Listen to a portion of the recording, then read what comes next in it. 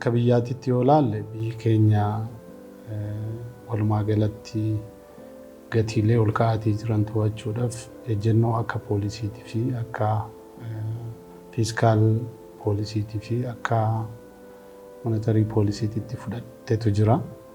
Haalli sun baankilee irratti dhiibbaa guddaa dabarsee maaliif likwiiditiin illee akka nutti qormaan isaa akka cimu godheera. Sochiin horii illee hamma ta'ee daangeffamee ture. Karaa biraatiin immoo biyyattiin teenya walitti bu'iinsa adda addaatiin qoramaatii baate. Walitti bu'iinsi kun immoo dhaabilee akka baankii jiran kan horii sochoosaniif qormaata guddaadha. Hojii isaanii idileetillee haalan tarsiimuu miti hojii idileellee haalan hojjechuu haalan dandeenya keessa dabarsine. Kanuma keessa taanee egaa hamma danda'ametti karoora keenya galmaan ga'uudhaaf cimina keenya immoo jajjabeessinee itti fufsiisuudhaaf carraaqqiin gochaatii turre walumaa galatti milkaa'ina argateera. Kana keessa milkaa'ina argaman keessa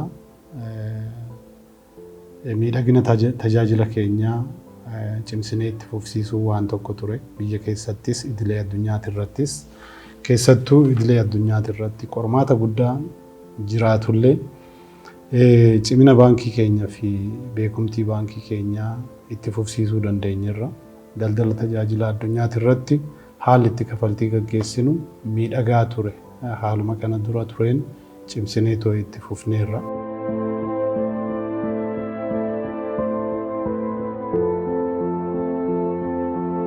Baankiin keenya yeroo sadaffaatiif beekumtii tajaajila qulqullinaa sadarkaa addunyaati irratti argachuu danda'eera. Kun egaa qormaata keessa cimina horannee hojjechuudhaan bu'aa argameedha.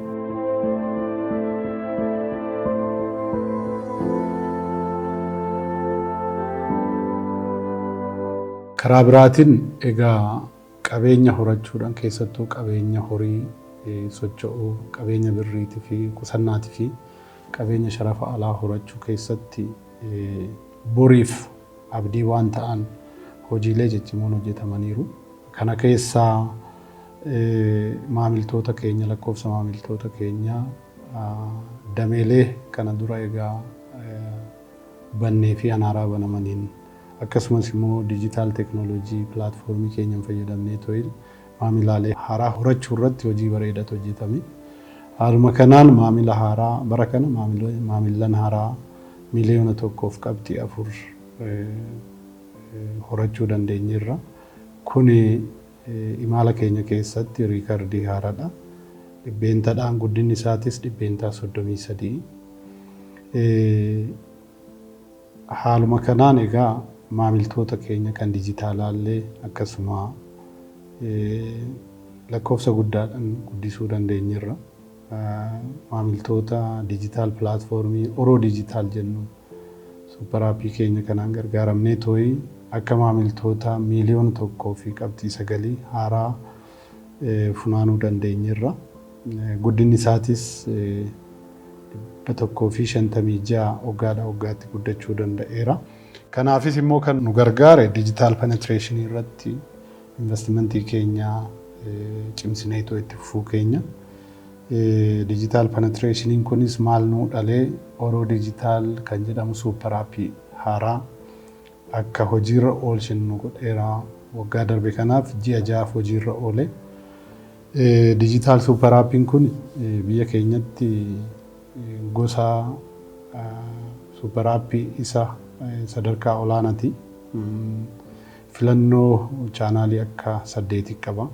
Chaanaalii 8 kana keessaa chaanaaliin tokko security alertiidhaan ergaa nuu erga.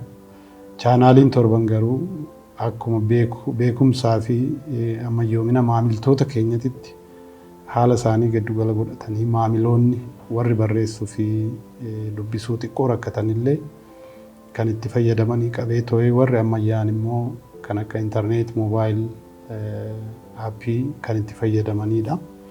Kanaafuu dijitaal pilaatfoormiin suuper aappiin keenya kun baroota dhufuufillee akka meeshaa dorgommii ittiin gargar baanutti itti fayyadamna jechuudha. Maaliifii barri dhufu dijitaaliidhaan gaggeeffama. Dameelee banuurra dijitaal pilaatfoormii irratti invest gochuu irratti kan nu illee ijuma kanaaf kan xiyyeeffannee irratti hojjennu. Kanaafuu haaluma kanaan maamiltoonni keenya kan dijitaal pilaatfoormii gara miliyoona 3.77 gahuu danda'aniiru jechuudha.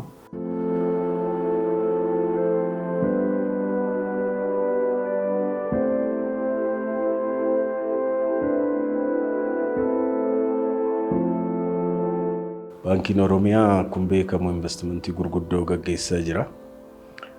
Fakkeenyaaf investimentii gurguddaalee raawwachaa jiru keessaa inni guddaan isaa transitional headquarter jennee iddoo gommaa quxxabaa kanatti ijaarruudha. Inni abbaa darbee 35ti. Structural working isaa xumuramee finishing work irra jira. Finishing working kun feezii adda addaatiin kan raawwatamaa jiru. Kunis waan akka block working jira, faasaadiin jira, alumiiniyeemiin jira, elektiroomakaanikii waan akka liiftii galchuu, istaawotii galchuun kun hin jira. Kanaaf warra kontiraaktarootaaf wajjin walii mallatteessine ammaan kana isa hojjechaa jirani. Yoo haala amma mallatteessinee adeemamaa jiru kanaan itti fufne yoo rabbi jedhee waggaa tokkoof walakkaa keessatti walumaa galatti xumuramee tajaajila hojiitiif ni qophaa'a jenneeti kan yaannu. Kuni mallattoo isa guddaadha. Tokkoffaan biildingii akkanaa jechuudha. Abbaa darbee 35 guddaa kana yeroo gabaabaa kana keessatti jechuudha. Xumuranii hojiidhaaf qopheessuun waan guddaadha. Lammata asseetii guddaadha. Isa qabeenya guddaa jechuudha. Gara fuulduraatti baay'ina qabeenya baankii kanaa ol guddisuu irratti gahee guddaa taphataadha. Egaa hojiilee bareeda bara kana hojjenne keessaa gamoo ce'umsaa baankii keenya kan gommaa quxxabaatti ijaarratee jiru abbaa darbii 35 bara kana istiraakcharii isaa walumaa galatti xumuruu dandeenyeerra. Kunis dhibbeentaa 32 ta'a ijaarsa gamoo kanaatirra. Taansuudhaan hojiilee alaa kan almuuniyeemii, kan faasaadii, kan mastaawotiitii fi kan infraastiraakcharoota biraa hojjechuu ta'a. Kunis kontiraaktara wajjin waliigaltee fooyya'insi barbaachisu hojjetamee gara hojiitti galamee jira jechuudha. Caamsa darbe keessa istiraakcharaal hojii istiraakcharaal workii finnee isaatii booda hojii finishing workii kan xumuriinsaaf kan ta'u maateeriyaalii filachuu jalqabnee jirra. Maateeriyaaliin filannoon finishing workiin parsantii gara 60 ta'a. Istiraakcharaal workiin gara parsantii 40ti. Finishing workii kana filannoo maateeriyaalii chaayinaa deemnee maanaajimentii fi qaamni boordii tiimiin ta'e kutaa keenyas dabalatee deemee uwwisa isaa gamoo kana kan uwwisu faasaadii kan jedhamu isaaf filatee jira already.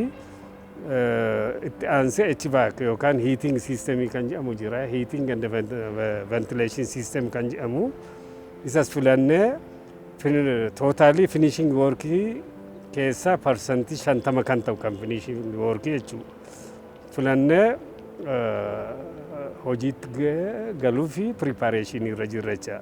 Totally projektiin kuni kan jalqabe waggaa 3 yoo guuteyyuu structural working yeroo dheeraa fudhata. Finishing working immoo inni hafu yeroo isa gabaabaadha horii garuu baay'ee gaafata.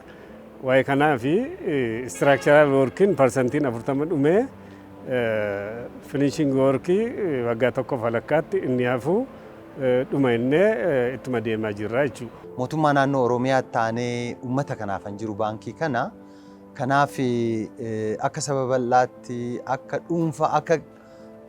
dhuunfatama baankiiti uummanni hin dhuunfata kana kiyyeedha. Kanaafuu isarratti hundaa'ee uummata kanaaf immoo gammachuu guddaa akka ta'u sheerholderoota kanaaf gammachuu guddaa akka ta'u asseet irratti baay'ee hojjechaa jira. Kana keessaa gaa tokkoffaan transitional headquarters san jedhamu kan gommaa quxabaatti ijaarame kana abbaa darbii 30 oliiti. Beezmentii maalii wajjiniin kanaafuu ammaan tana iskeelataniin isaa dhumee karaa faasaad hojii faasaaditti deemaa irraa hojii heating, ventilation, cooling maalii kanatti deemaa irraa. During the construction period we have built a very good relationship between the client with us and also with the consultant and even with your managing team, top managing team. We have discussed a lot of things and we understand each other. We understand each other the challenges for both sides.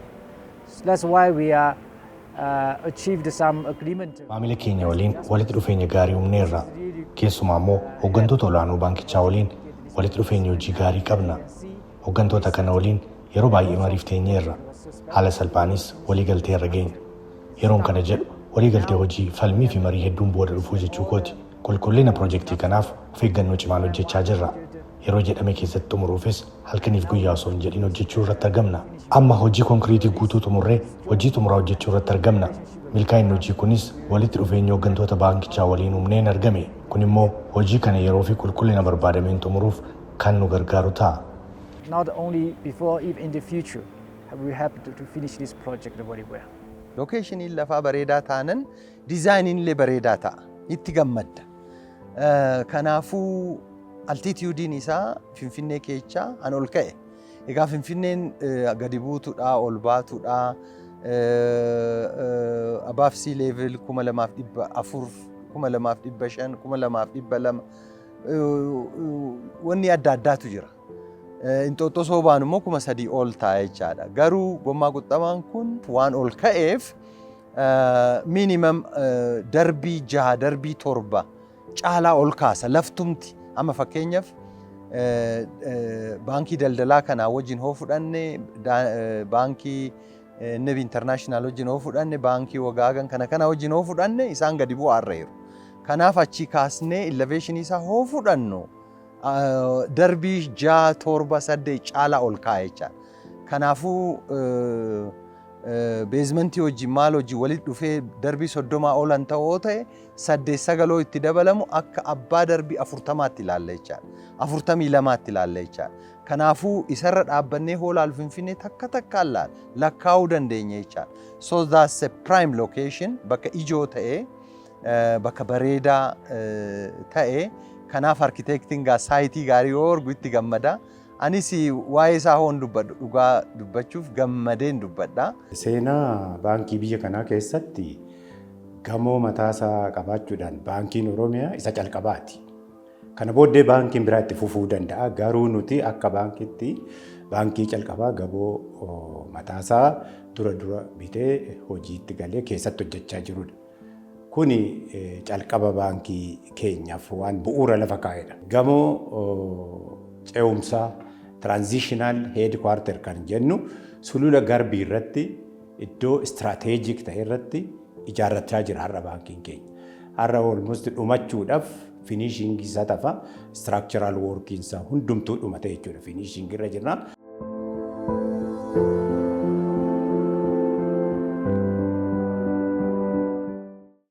Hojiilee piroojeektii qaban bara kanaaf qabanne keessaa inni biraa giddugala konvenshinii fi qaroominaa galaan kan marsaa tokkoffaati. Innis xumuramee too'ii tajaajilallee kennuu jalqabeera. Kanaanis hin dhaabannee marsaa lammaffaallee gamoo abbaa darbii 9 fi tajaajila adda addaa akkasuma baruma kana jiruu jalqabnee too'ii ijaarsa dhugaa dubbachuudhaaf karoora isaatiin dursee too'ii balali'aatii jira. Haaluma kanaan istiraakchariin isaa dhibbeentaa 13 xumuramee too'ee jira.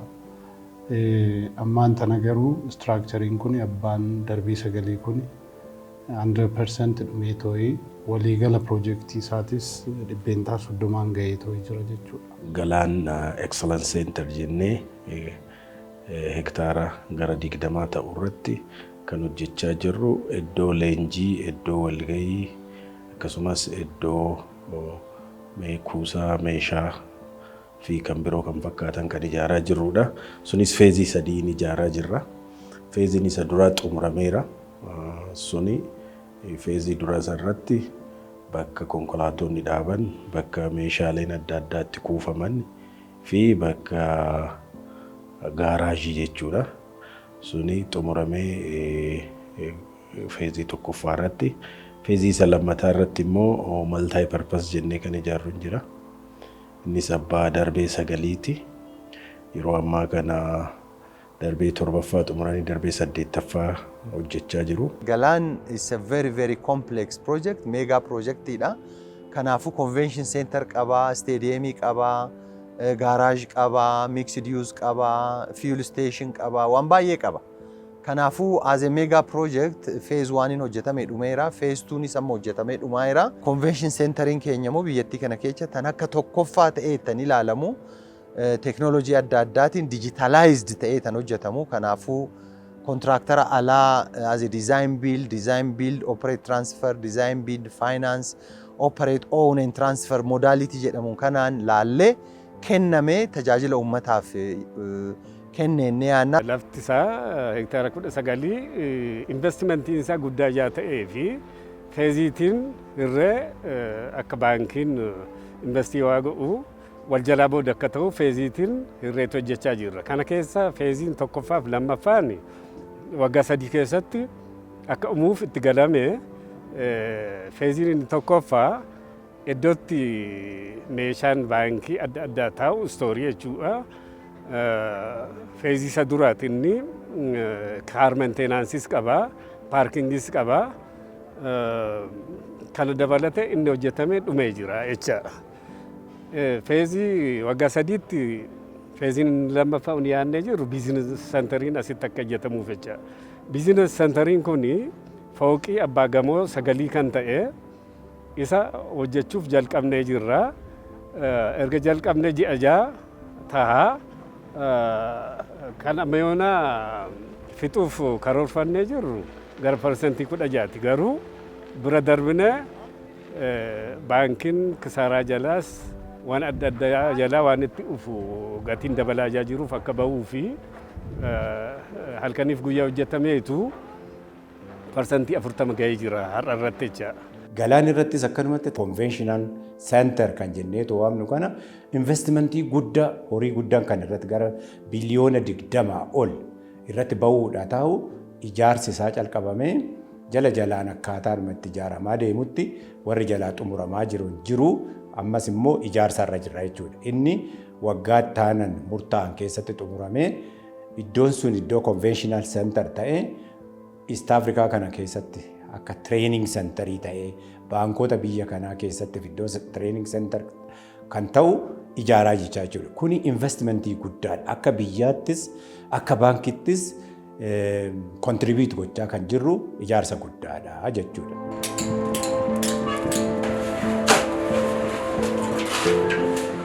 Experience argachaa jira. Mindaanaaf kaffaluun immoo daa'iman qaba. Daa'iman kudhan gargaara. Boleeraa Yuunivarsiitii baradhee siviil injineeringiitiin baradhee dhaabbata kana keessatti hojii naaf kennameen maallaqa argadhuun ofiis maatis gargaareen ogummaa koos guddifachaa jira. Karaan kun asiin darbaa karaa guddaadha. Sila kanaatiif bakkeen itti hojjetame bakkeen itti ijaaramaa jiru kun uummataaf baay'ee faayidaa qaba. Fooqiin ijaaramaa jiru kun yeroo gabaabatti amma ji'a 3 guutuuf na fakkaate amma irra gahe kana baay'ee qophisaa halkanii guyyaa hojjechaa jiru jechuudha. Kanatti illee gammadaa jira namni asiin deemu baay'ee haasaa jira. Nus akka jiraatatitti baay'ee itti raajii nutti ta'e maaliif yeroo xiqqoo kanaani amma kana hojjetamaa jiraachuun isaa baay'ee faayidaa guddaa qaba. Piroojeektiin biraatis amma calqabamnaan yeroo gabaabatti akka dhumeetuma namni illee faayidaa itti argachaa jira. As hojjetaan asii hojjetuma naannoo kanaati. Hojjetaan konistirakshinii kanarra hojjetu. Namni hojii dhabeellee asitti hojii argachaa jira jechuudha. Sila kanaatiif uummanni naannoo kanaa itti fayyadamaa jira, hojjetaa jira, bu'aa guddaa argachaa jira jechuudha. Naannoo kanatti nuufuu kunoo carraa hojii nuu banee hojii gaarii argannee gwaaddanyoota ijoollee teenya wajjin hojjechaa jirra. Ammas immoo baay'ee itti gammada. Lammaffaa immoo akkaababii kanatti, akkaababii katamaa kana naannoo galaan kanatti waan qarqaratti, katamaa irratti, karbii irratti ijaarameef naannoon kun guddachaa jira. Katamaan kun bal'achaa jira. በጣም itti ደስ nama jedha. Hojiin isaattis das nama jedha, nus das nama jedhee uummanni baay'een carraa hojii banaafii jira.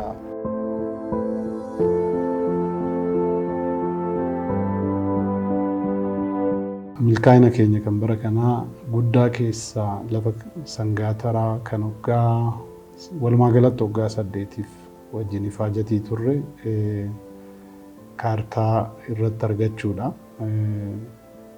Umriin dhamaatii kanaa waggaa 8 kan ta'e gaaffiin inni duraa kan jalqabame bara 2008 akka lakkoofsa Habashaatitti ture. Waggaa 4 gaaffii gaafachaatii turre. Milkoofne tooyi bara 2012 akka lakkoofsa Habashaatitti gaaffiin keenya fudhatama argatee laftillee addaan baheenuu mirkanaa'uu danda'ee ture. Garuu lafa sana dabarsanii tooyi bulchiinsi magaalaa Finfinnee nuuf kennuudhaaf dhamaatii waggaa 5 nu gaafate. Dhamaatiin kun abbaan lafummaa kanaa nu ilaallata. Qaamolee jedhan qaama tokkoo miti. Qaamolee lakkoofsan baay'atan bal'inaan baay'atan wajjin falmii keessa turre. Egaa dhamaatii aantota keenyan akkasumas immoo bulchiinsa magaalaa Finfinnee abbootii aksiyoonaa boordiiwwan keenya maaneejmentii keenyatiin dhumarratti bara darbe kana keessa abbummaan lafa kanaa nu mirkanaa'ee kaartaa lafa kanaallee arganneerra. Kun milkaa'ina keenya kan waggaa tokko odoo hin ta'in milkaa'ina waggaa 8 booda argame waan ta'eef milkaa'ina waggootii baay'ee jennee too'ee fudhachuu dandeenya. Jiddu galeessa Finfinnee keessatti lafa kiiloomeetirii 6,000 ol ta'u argachuu jechuun waan guddaadha. Isarratti abbaa darbee tarii 60 ookisanii ol kan ta'u ni ijaarra jennee dizaayinii already calqabneerra.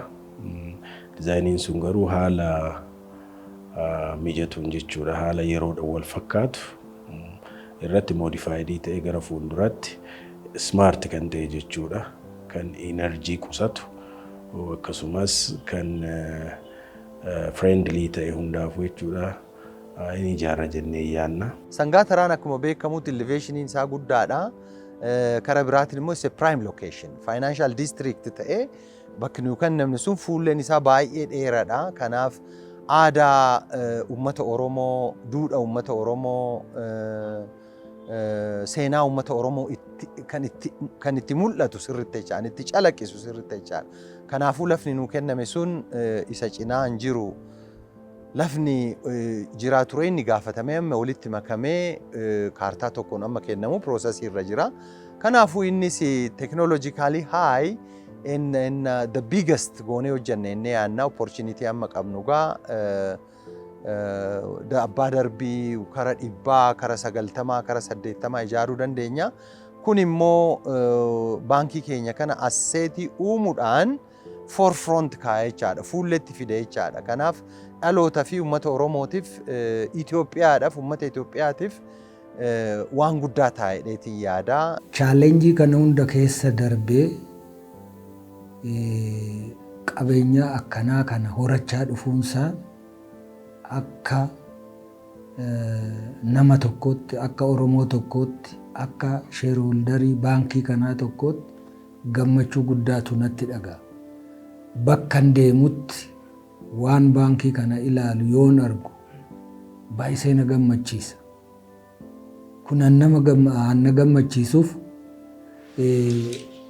calqaba chaalenjii akkamiirraa akka ture hubannoo waan qabuuf. Lafa adda addaan gaafannee jira. Kan Adaamaa akkuma jirutti gamoo Adaamaadhaa qabnu inni sasseetii guddaadha.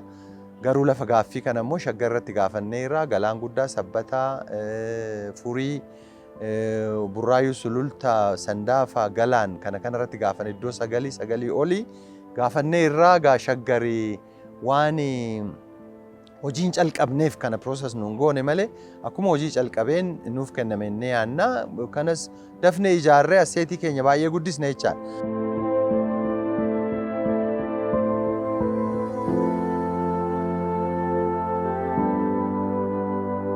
Seenaan lafti sun ittiin argame seenaa salphaa miti. Seenaas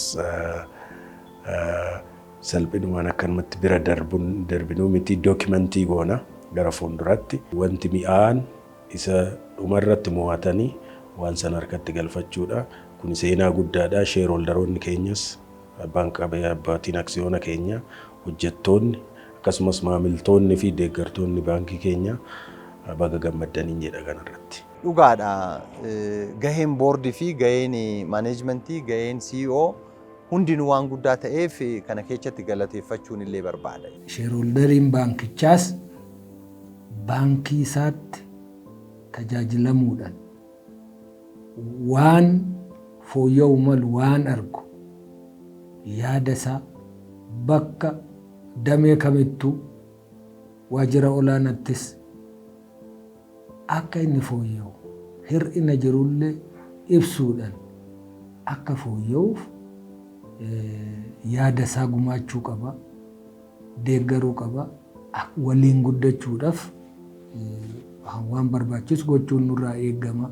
Kanan uummata keenyaafis, abbaa qabeenyatiifis, hojjetaa baankichaatiifis, maaneejimentii olaanaafis, boordii qaama kana gaggeessus deeggarsa barbaachisaa akka godhan dhaamsa koo dabarsuun barbaada. Egaa milkaa'ina kaartaa lafa kanaa argachuu keessatti boordiin keenya, maaneejmentiin keenya, aantonni keenya, abbootiin aksiyoonaa keenya gumaacha isaan godhaniif galata guddaa galchuun barbaada. Haala addaatiin garuu milkaa'ina kaartaa lafa kanaatiif bulchiinsi magaalaa Finfinneetii fi maaneejmentiin bulchiinsa magaalaa Finfinnee keessumattuu kaantibaa kabajamtuu Aadde Adaanech Abeebee shoora guddaa isaan taphataniif galata guddaa galchuuf hin barbaada.